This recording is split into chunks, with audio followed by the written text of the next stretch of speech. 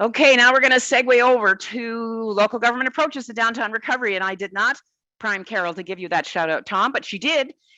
So we're going to talk specifically about what are local governments able to do and what are, their companion efforts with community, with business improvement area and business improvement district organizations doing, because a lot of this is happening at the most local level. And we also have Chris Glyzik here, who is part of a locally focused but tri-order government supported initiative focusing on waterfront. So I'm just going to pass immediately to my colleague, who's a board member. I should actually say is really technically my boss. And I'm hoping he's here. Is Sadhu here? Yeah, I'm here. No, listen to you. Yeah, you're here. Sadhu is speaking to us from the wilds of Cortes Island. I think I recognize that backdrop. And he actually is on the board of CUI, and he's the former city manager for the city of Vancouver and worked in the US like I did. So we've known each other a long time. And I appreciate you coming on and talking about the really dynamic ways that municipal staff and BIA staff are leading on this. So over to you. Thanks, Sadhu. Thanks, everybody. Great to see you. I'll come back on at the end. Great. Thanks, Mary. Thanks for and Carol. Thanks for setting the stage for this panel. I think you helped to lay track for us to have a good discussion on this. So yeah, again, I wanted to recognize I am talking to you from the traditional territories of the Klahoose, the Klahaman, and the Hamulko. They're traditional and unceded territories here on the west coast of Canada. And I wanted to thank Mayor Savage and Carol Saab for setting the stage for the discussion here. Really, before COVID came about, staff and partners, city staff and partners and BIAs and partner organizations have been working on our downtowns and have recognized the fragility and the potential, the opportunity that they represent. And that's really what we want to talk about on the panel today is how are we going to come out of COVID stronger? What examples are there out there? And are they working? Are they scalable?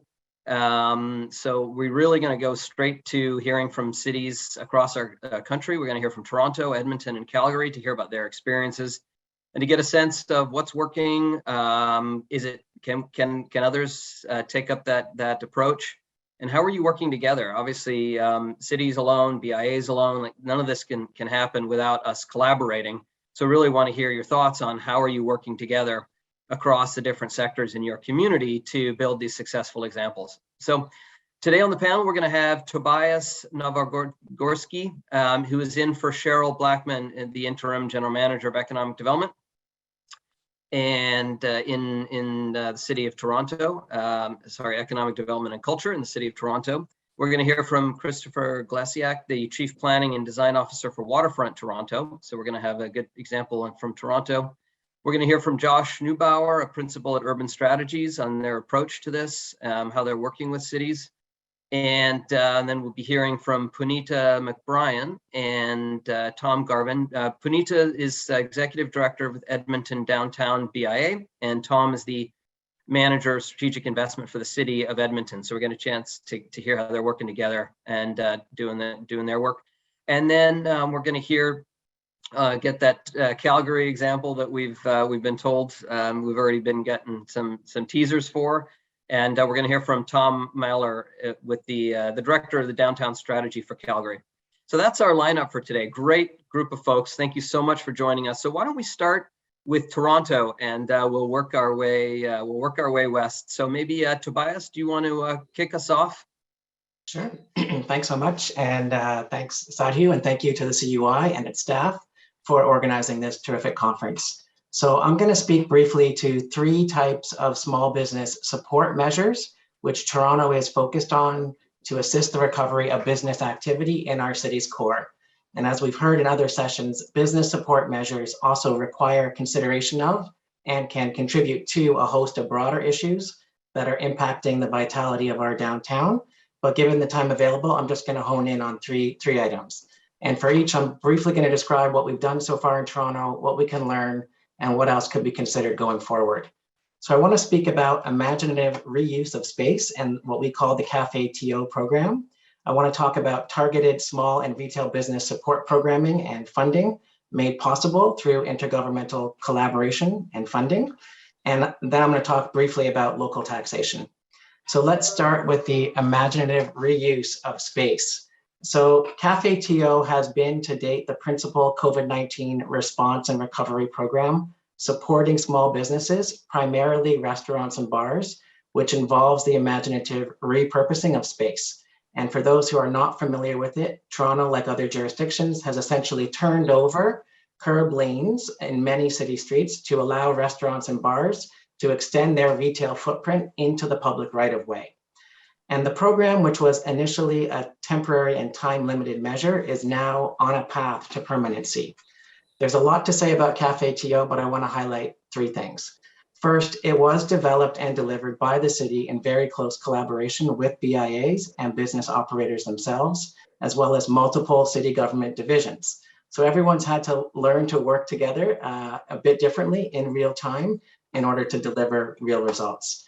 Secondly, the program is premised on the notion that streets have both instrumental and intrinsic value, that they are places not only for passing through or along, especially while in a car, but also places for people to linger in. And so the Cafe TO program, in this sense, understands that restaurants don't just offer a service, they offer an experience. And that downtown's retail economy is not just, it is also a service economy. It's not just a service economy, it's also an experience economy. And there's an important difference. And then lastly, as the program has matured and in order to put it on a path to permanency, the city has come to view and frame it in a more expansive manner. So Cafe TO is now the banner name for city efforts to support outdoor dining more generally. And it actually has three distinct but related streams: patios in the curb lane, patios on sidewalks, but also patios on private property. And this may seem technical and unimportant, but it's actually essential.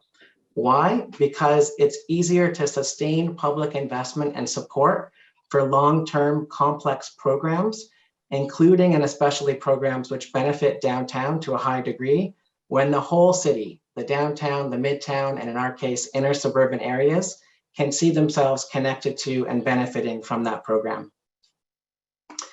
I'm going to move on quickly to what we are also calling our Toronto Main Street Recovery and Rebuild Initiative, which involves 6 discrete programs to support small businesses and retail recovery in Toronto, including hard-hit businesses in the core. This initiative is funded primarily by the Government of Canada through an $18 million contribution from FedDev Ontario, which is being flowed over 2.5 years. And that 2.5-year runway gives us time to try different things. Toronto is deeply appreciative for this funding from the Government of Canada, and not just for the money itself, which is of course welcome, but also for what we hope it represents for the longer term, by which I mean seeing support for small businesses in urban centers, including our downtowns, as a core, not just tangential element of Canadian industrial policy and investment. So I'm going to put a link on the chat to the Main Street Recovery and Rebuild Initiative program so you can read more about them. But I want to highlight just briefly a couple elements of what this program represents in the collective and in the aggregate. Tobias, just a time check here. We're just at about 4 minutes, so we're going to wrap up pretty soon, I hope. Okay, yeah. Thanks. So I just want to say these programs are meant to support businesses and entrepreneurs at different stages of their life cycle, from startup to growth. The programs have impacts for small businesses downtown, but again, are citywide, and that's important to sustain them, sustain the political support for it. And finally, the programs focus on different actors within the retail and small business ecosystem. So there are programs for commercial operators, but also for BIAs, as well as other nonprofits that work with commercial operators. So I'm going to pause there in the interest of time. And if we can come back to the issue of taxation, I think it's one we'll all want to talk about a bit later. Thank you very much. Thanks so much. Sorry for letting me interject there. It's the worst job ever being a moderator. Yeah, I got to cut people off when they're talking about great things. So I really appreciate, great to hear about those patios. And I love the path to permanency. Like, that is, to me, one of the things that's coming out of COVID is learning about trying new things under stressful circumstances and then realizing that we can keep them going. So I love that approach. So thank you so much, Tobias. And let's stick with Toronto, and let's hear from Christopher Glesiak, who's the Chief Planning and Design Officer for Waterfront Toronto. And Chris, you got about 4 minutes. Why don't you jump in? Can you guys see my screen? Yes, we can. Thanks. Okay, so I want to talk about parks, resilience, and recovery. I think these three things are very related. I think what we've seen is post-COVID, we've learned that public space is one of the critical pressure relief valves for people and something people want. And in surveys, we've seen as many as 82% of people saying waterfront revitalization is going to be key to our post-pandemic recovery.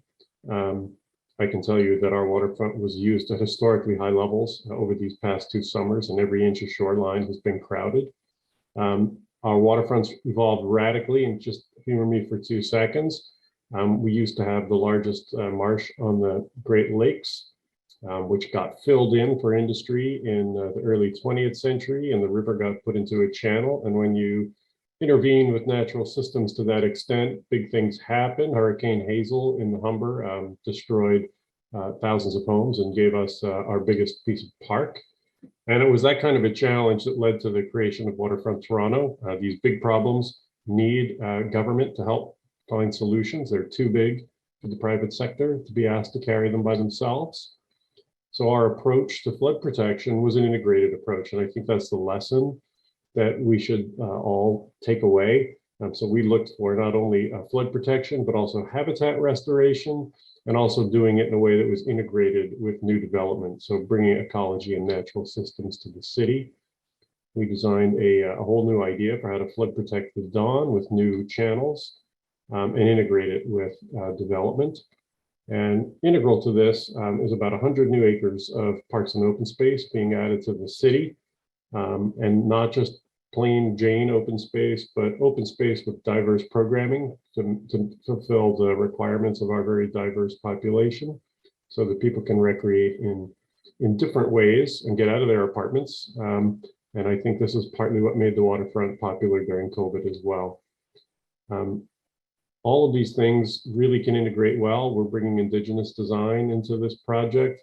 We've hired Minokamek Collective to be our Indigenous design consultant, and we're going to look for actually Indigenous stewardship of these parks, as well as inclusion of Indigenous plantings and elements and places for Indigenous ceremony. And we're building all of this, and we're able to build it again because it is an integrated solution, and it delivers something for everybody. It delivers flood protection, it delivers new habitat, and it also delivers a public realm that will be used by people. And we're about halfway through the construction. This is the brand new river mouth and valley being excavated for the Don. This is the environmental lining that is being put in place to protect the river from contamination in these old pieces of landfill. And then this is what goes on top, is a whole new aquatic habitat, stabilization features that enable the river to flow without eroding everything. And that enables us to build upland of here, a robust park system. And we've created a whole series of new bridges that connect over the new river and will actually link people downtown with the park system. So this will become part of a post-COVID world. And I think the lesson here is we need to look for ways to integrate parks and public space into our infrastructure projects. I don't think Toronto has a great history of doing that. We tend to think infrastructure is in one bucket over here and parks are in some other bucket over there. We have to stop treating them as an either or, and it has to be a both and solution. So that's my very speedy intro. Whoops, Great. that's old. That's not part of the presentation. How do I Thank you stop so much. sharing? Stop my Thanks, sharing. Chris. Your timing was perfect. Thank you for that. And integrating parks and open space. I mean, I think we heard from Tobias how much people are appreciating being outside and the patios, the life that it brings. You're talking about how do we make that in perpetuity and really integrate, so you're not just going off into nature to a park, but it's part of your daily life. So thank you for that. And you're making it beautiful too. That bridge is gorgeous. So nice to hear the Toronto story there. Why don't we transition to we'll move a little west here. We'll transition to well, why don't we actually let's Josh, if you're ready, why don't you jump in and give us a little overview on urban strategies? Sure, and I'm actually bringing the slightly Western perspective from Hamilton, and maybe a different perspective than the rest of the experts on this panel, who are more directly involved in actually delivering solutions. I'm going to talk about a process and maybe advocate for a process that I was lucky to be part of early in COVID, which was in the very early days of COVID in Hamilton, really when everything was essentially shut down. Most businesses, lots of open spaces, and all the sort of para-public spaces we typically enjoy in the downtown were kind of shut down. We undertook a process with a whole bunch of folks we've gotten to know in Hamilton, and we all decided to get together over a series of 3 sessions over 3 weeks to talk about what we could do as urbanists outside of the official decision-making process to think about how to actually respond in planning and design to be more ready for pandemics going forward to support downtown life.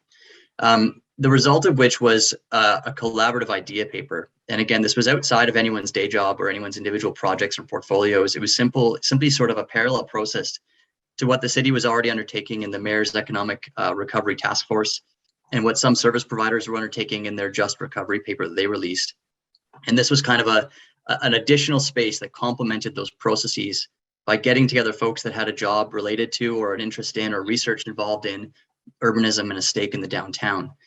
And what was really interesting for us is that while we came up with a bunch of very specific ideas at that moment, responding to the context of, at that time in downtown Hamilton, lots of people staying home, lots of public spaces being restricted, the Jackson Square Mall becoming a very contracted sort of para-public space where the seating was no longer available for the people that used it, all of which kind of laid bare how ill-prepared we all were for a time when we didn't get to use our typical spaces and services, including washrooms, places to stay warm, places to stay out of the elements and the rest of it. So what we did was we came together as a group of people, and what was most fantastic about this was the breadth of people talking together outside of an official forum. We had 3 different planning and design firms that came together, 2 local architecture firms. We had the YWCA Hamilton. We had economic development and mobility staff from the city of Hamilton. And I saw Judy Lamb in the chat earlier, so I'm glad to see that there are some folks from the city are listening in. And we had also folks from the business community. We had a local restaurateur and people from the Hamilton Hive entrepreneur group. So really good cross-section. And again, I can get into some of the specific ideas maybe by putting this in the chat and maybe we get through the discussion, but it was more complementing the official processes with a bit more depth and a forum for creativity and digging down into issues that were really important to people that were related to this. And so working together, we advanced a number, and I'm just going to flip through pages without really talking about them, talking about how open space can support downtown life. And we heard a lot already from the 2 other panelists, talking about how the mobility system, both in terms of transit provision and how we link spaces up for people to use, can support that. Talking about what supports need to be put in place for local business, but also how the public realm, parks and even parking lots in downtown Hamilton should be reimagined to use those spaces better. And of course, we also talked about housing. How do we compete with the rush towards single family housing in a time like this to keep that density and that vibrancy in a way that's health promotive in downtown places? So thinking about how we design and densify places downtown. It's an awful lot to go through, and so I'm not going to go through it in great detail, but what we did and what I hope others would do in processes like this and to reach out to the different sectors involved in urbanism is to think about how these different systems connect. And these were admittedly quick ideas from a loose collective of people in the very earliest days of COVID, when understanding was scarce, I would say. But the magic of this kind of process was really thinking about how to link up the different ideas of how do you leverage your parking lots to help with delivery for downtown businesses? How do you leverage your sidewalks for both mobility and business use? How do you keep parks open and also free up the uses permitted in parks to let people run businesses or do their daily activities, and on and on. And so Sadhu, I see you prompting me for time, and maybe I'll leave it there and pick it up in the conversation. All right. Great reader of body language. Thanks, Josh. And really important to introduce just the question of process, like how do we do this work? And again, I think COVID has broken down so many barriers, like things that would take us 2 years are taking us a month as we're trying to redefine how we use spaces and how we work together. And so thanks for that example. And okay, so we're going to continue our journey west here then, and going to hear from Edmonton. And Punita, do you want to kick us off? Sure. Yeah. Thank you so much. I'm just going to share my screen here. Since there's 2 of you, I'm going to give you more time. So We'll still be speedy. We're planning for 4 minutes. We'll see how this goes. Okay. Well, if you need a little bit extra, go ahead. All right, so we are coming to you today from Edmonton, from Treaty 6 territory and Métis Homeland Region 4. I'm going to turn it over to my colleague, Tom Gervin, to start us off and talk about the most recent. Well, actually, let me introduce myself first. My name is Benita McBrien. I'm from the Downtown Edmonton BIA. And Tom is going to speak to us from the city about the most recent body of work that the city of Edmonton has done around downtown vibrancy. Yeah, thanks, Benita, and good morning from the West. Good afternoon to many of you out there. And I'd like to talk about Edmonton's downtown vibrancy strategy. And I want to start by explaining how it fits in with other key city strategies. First being our city plan, which is a combination of a municipal development plan and a transportation master plan, which includes strategic direction for economic development. From that direction, we built the Edmonton Economic Action Plan, our 10-year roadmap to building a vibrant, inclusive, and sustainable economy. And stemming from the action plan is the downtown vibrancy strategy, a call to action over the next 2 years to address the significant impacts of COVID and the changing economic realities in our core and downtown. In the strategy, it's a nimble approach and agile to support vibrancy based on collaboration and partnership with a number of organizations with a vested interest in downtown. And that's really something that I want to hone in on today. It's a real pillar to the strategy itself. These organizations and stakeholders supported the development of the strategy, which has 10 actions and focuses on 4 key pillars: downtown as a home, as a destination, as an economic hub, and a safe and welcoming place. In support of this work, $5 million in funding was provided for projects to support the implementation, and they represent a broad range of opportunities. A sample of our priority actions include enhancing safety, expanding public spaces, and supporting businesses. Stemming from the larger roundtable of stakeholders that helped inform the strategy is a smaller group named the Core Partners, which has been established and is responsible for funding decisions and works to ensure the interests of the broader group is well represented in decisions. The Core Partners include city administration and also key partners from Edmonton Downtown Business Association, Explore Edmonton, NAOP, which is Edmonton's Commercial Real Estate Development Association, and the Downtown Edmonton Community League. To date, 9 projects have been awarded funding, totaling just over $500,000. And I'll pass it to Benita to continue the discussion. Thanks, Tom.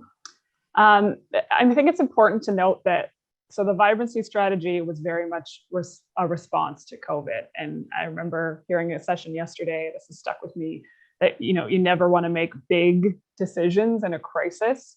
And I think our city struck a really great balance in putting out that $5 million program and strategy in response to COVID. But we're kind of fortunate that the city plan work and the district planning work that's going to be happening for our central district and center city, as identified in the plan, is still to come. And that sort of like longer term continuum of work can continue. Obviously, we're all a little bit changed by COVID, but I think the downtown vibrancy strategy has been really key to react in the immediate term. I just want to share a few other examples of things that have happened from the BIA perspective, of course, but a lot of this is city work. The just sheer amount of flexibility. It's fascinating to see how nimble and responsive and flexible municipal governments can be when faced with crisis. So much like my colleagues have been talking about out east, very similar programs happened here: pop-up and temporary patio, pop-up retail, very, very easy for any business to access these things.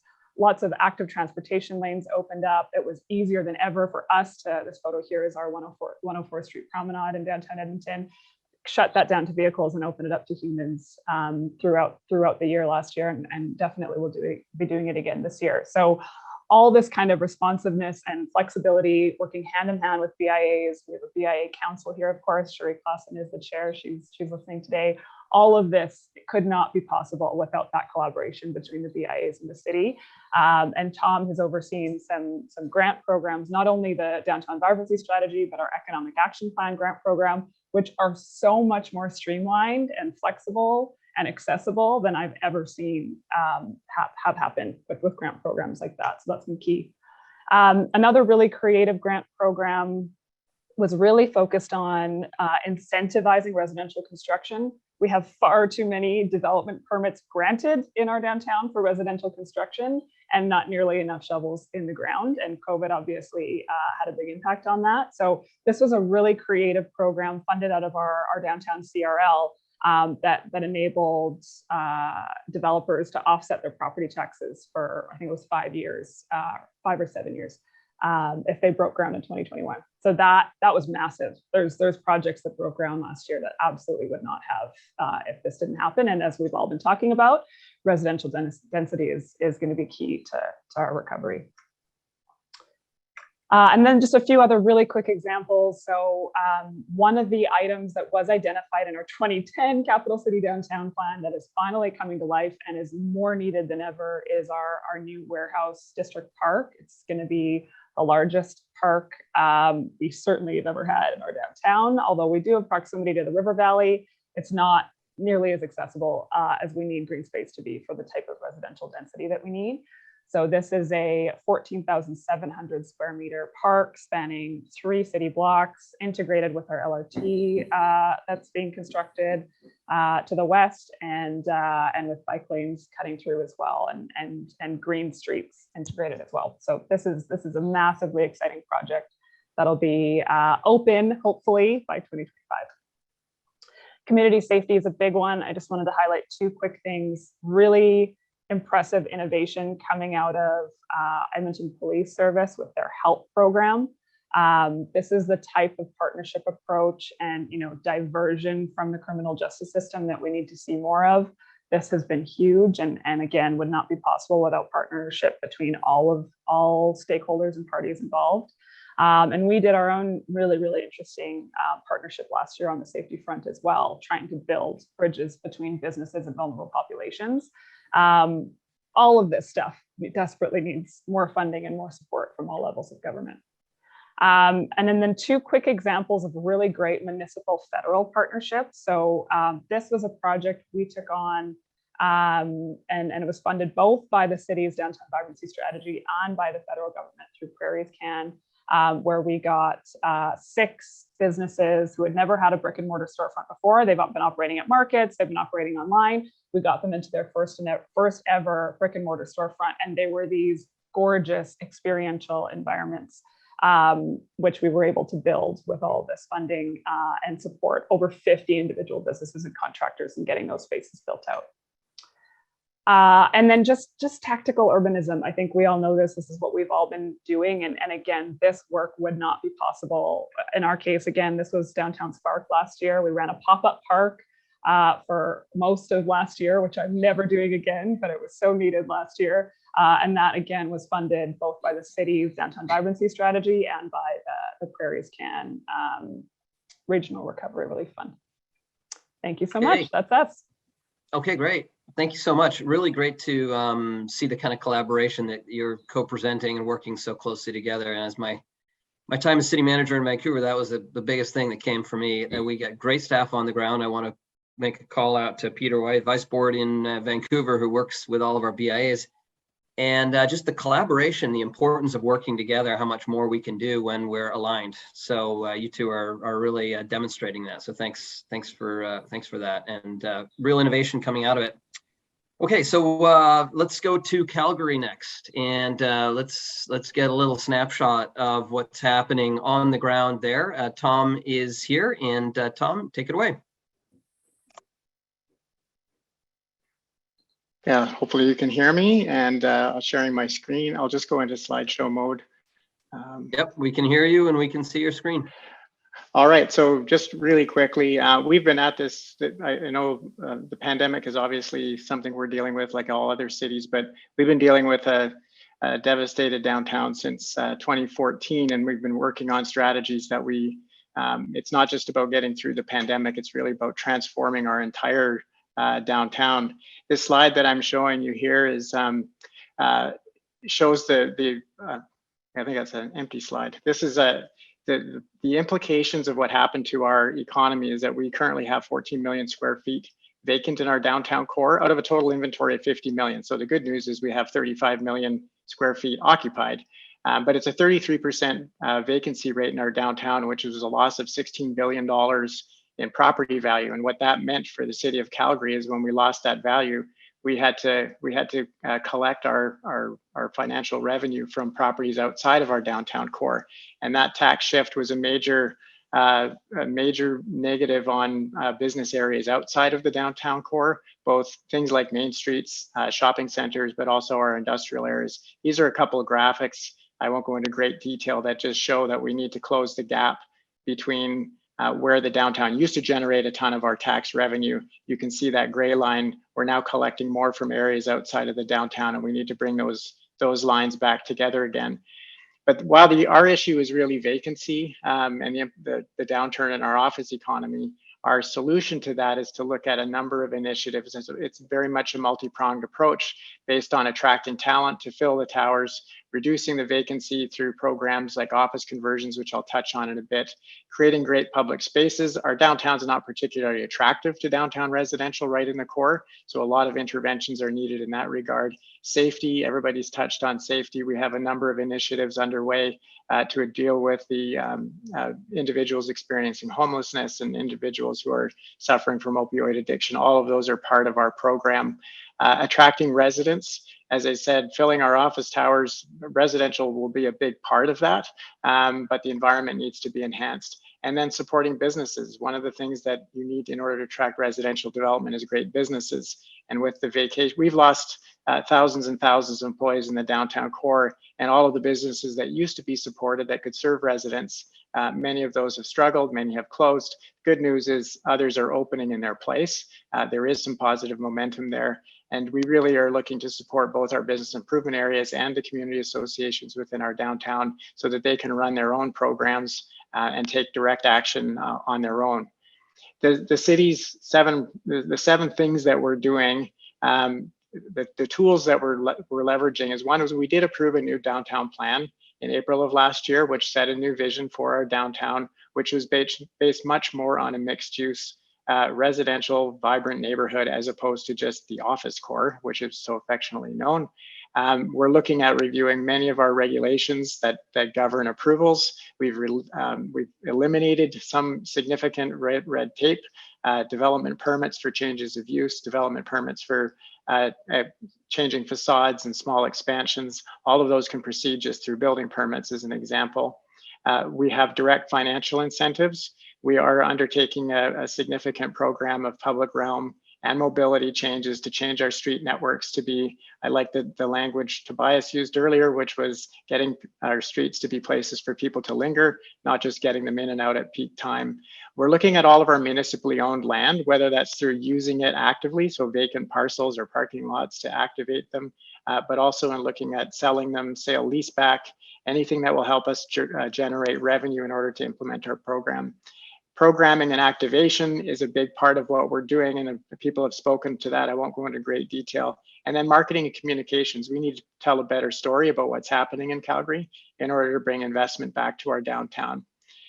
This particular slide this is what we've been spending most of our time on. We started off with a $45 million allocation from City Council, which was part of the overall $200 million investment in our new downtown plan and downtown strategy. But we have a goal to eliminate 6 million square feet of office space in the next 10 years.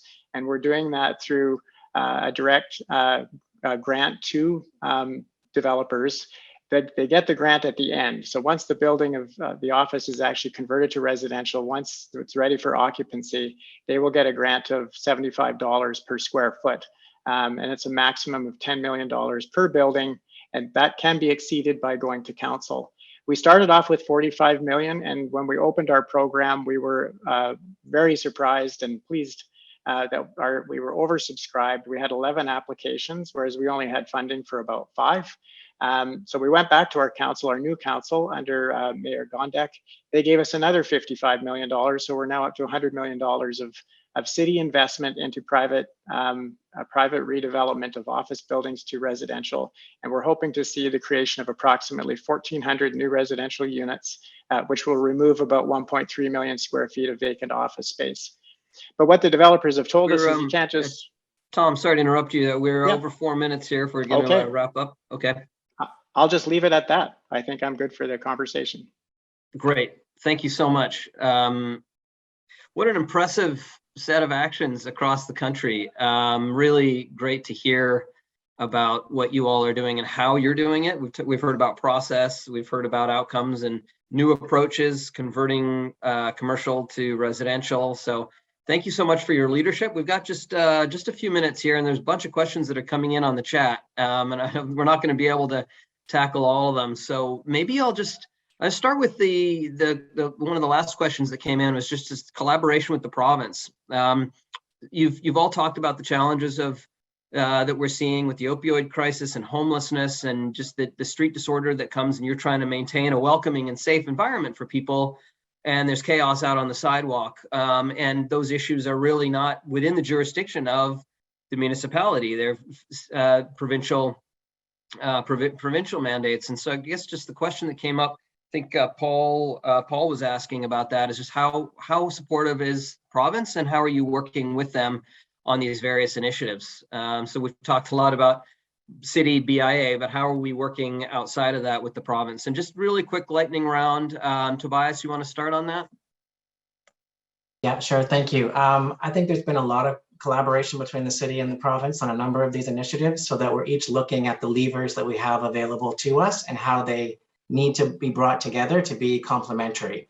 So just back to that Cafe TO example, the province has made changes to the licensing of alcohol permits in order to be able to make that whole system work better. So that's one small example. Same thing would be true in terms of the province making available to municipalities new taxation instruments in order to provide, for example, taxation relief to small businesses through the creation of a new small business property tax class.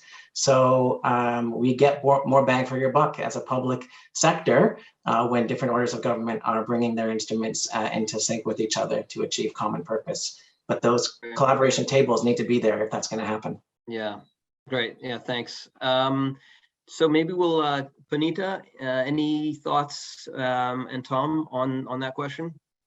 Yeah, I mean, specifically on the housing and homelessness and addictions crisis, the province convened a task force on ending homelessness, which I think was really encouraging. They've really bringing together the social services sector. There's Chinatown BIA representation on there. No municipal representation, which I think tells you a little bit about some of that strained relationship challenge. But I'm really encouraged by that work. They're having the right conversations. And I think they flagged early on. I mean, it was convened by community and social services, but we're not just talking about housing. Like, this is healthcare, this is a social safety net, this is a justice problem. So I think those ministries are working closely together, and they're certainly doing what they can at the like service delivery level to collaborate and find what the gaps are and what solutions are. Thanks. And Tom, from Calgary's perspective, any thoughts on that?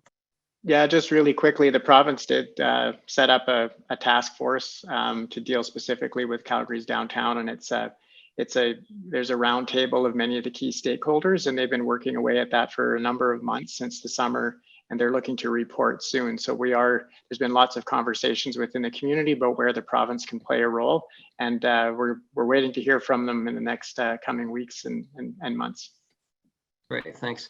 So I'm going to do a quick lightning round to close the panel here, and it's really about innovation. From my perspective, what you've all talked about, like the things that you've been able to do in the short periods of time that you've done it, would take years normally. And so you've just, through this crisis, we've shortened the innovation cycle. And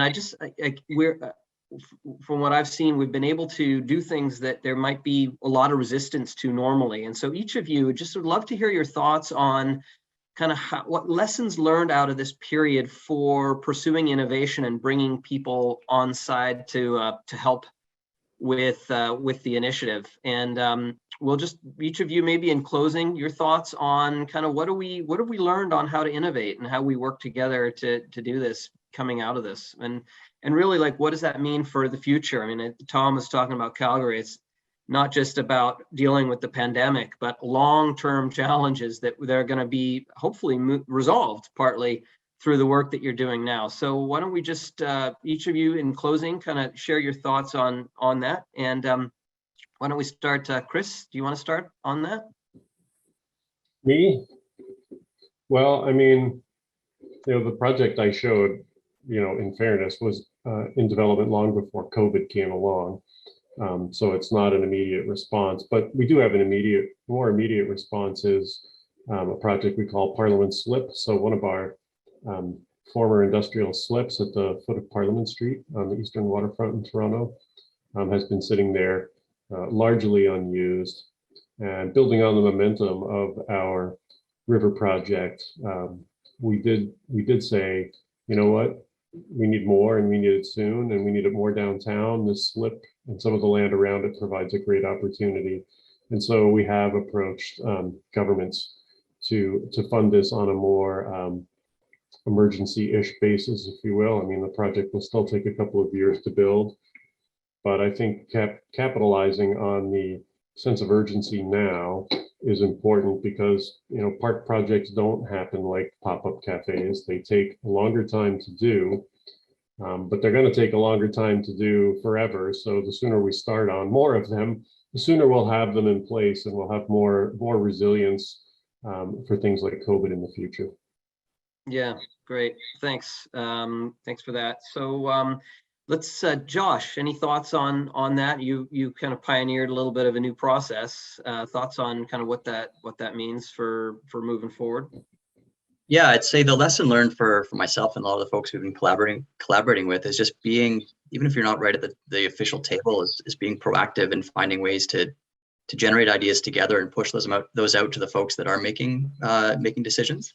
And just picking up on what Chris just said, it is that idea that we need to be ready, making sure we're actually planning for what to be ready for next time. And whether that's the next variant, whether that's another public health issue, whether that's climate change, and that will certainly be a public health issue, is with all the creativity that's been generated and all the flexibility with respect to temporary measures that's come forward, what permanent investments and new ways of thinking are we actually going to pursue now? The most obvious example for me would be the open spaces. And that was a big point of discussion with the people I was collaborating with, which is have we really rethought our public spaces to be supportive of folks that are in the greatest need, so that next time there's a public health crisis or a pandemic, they're not seen as a nuisance or something to be scared of in a downtown, but that the public spaces are supporting them on top of all the services that everyone else spoke so eloquently about here, and of course, affordable housing. But have we put in place public washrooms? Have we put in place hand washing stations? Have we put places to cool people down in the summertime as heat increases every year? Are we creating hostile open spaces where we're removing people from encampments, or are we supporting them better? And if we did that better, could we make everyone in the downtown feel more comfortable and feel like they're welcome there? Okay, thanks, Josh. Great. So we'll keep going around here. So Tom from Calgary, closing thoughts on that? Sure, just really quickly, I guess for us, the biggest realization was that most of our stakeholders in our downtown are on the same page and are pulling in the same direction, maybe slightly different tension.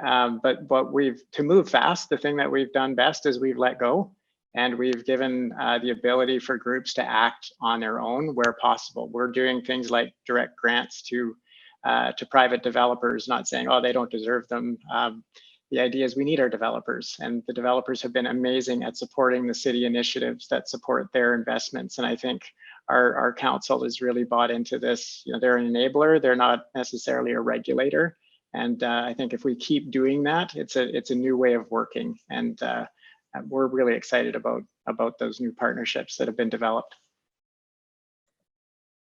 Wow, that's totally great points. Being an enabler, I think the city as an enabler is a really, really key point there. And letting go. To hear a city person say that is really revolutionary, because we're often trying to manage everything. So enabler versus a regulator, as Paul McKinnon said on the chat, a terrific mindset shift. So there's lots that's come out of this. So thanks for those great closing thoughts. Okay, let's see. Punita and Tom, any thoughts on this? Yeah, for us, I think the importance, we can move a lot quicker when we work in collaboration with our key partners and other stakeholders, similar to Tom. But the city is, we're one of many city builders. There's lots of people that have an interest in building a great city and working in collaboration, both across city departments, which we've seen really great support of internally here at the city, but also with key partners like the BIAs and other groups. You get a lot more done and a lot more impactful because it represents the real opportunities. So, we continue to focus on relationship building and working in tandem with our partners to build a great city, and really excited about some of the programs that we have in place and the future of our downtown. Great, thanks. I see Mary's back on, so I'm getting nervous here, kind of sweating under the collar. We're over time here, but Punita, anything you want to add to that? No, I think Tom said it well. I'll just add that the keyword here, I think, is trust. And I've seen so many of our partners and stakeholders and city builders show a lot of trust to each other in all directions. And that's been key to moving things quickly and effectively. Yeah, great. Very, very good point. Thank you. Trust has been built in trying new things and finding that they actually work and people like them, which is really a great part of this whole thing. Is a lot of the things we've all been talking about for a long time, people are responding very favorably to through this whole experience. Okay, so Tobias, you opened us up and you get to close us down here with the last thoughts. Oh, thanks very much. I agree with what everyone has said. And I think, in addition to being an enabler of collaboration, cities can also directly incent it through their regulations, through the funding that they provide. They can incent and enable that collaboration across sectors, across different constituencies who all have a stake in the success of our cities, our core, but our cities as a whole. So I think we can be emboldened through this period to try some different things, to let go, love that expression, but to let go in a really thoughtful way by allowing the best of what each different stakeholder can bring to the table. Okay, this is actually more like therapy for city people. We got to let go. We can be emboldened. So you all have done a great job. You were under the gun there with a very short period of time to raise some very important case studies and examples. So thank you to all of you. Really appreciate it. And for your leadership. It's just, it's so encouraging to hear about all the amazing things that are happening across this country. And it was a really great session, a really pleasure to be on with all of you. Mary, thanks for the opportunity. Thanks for setting the stage, and I will hand it over back to you. Thank you for doing this, Sadhu, and always wonderful to see different contexts in which people participate. But Tobias, Christopher, Josh, Tom, and Punita, we did see the joke in the chat about this session might win the best hair session because there are a bunch of full-headed hair people on here. Tom, with all due respect.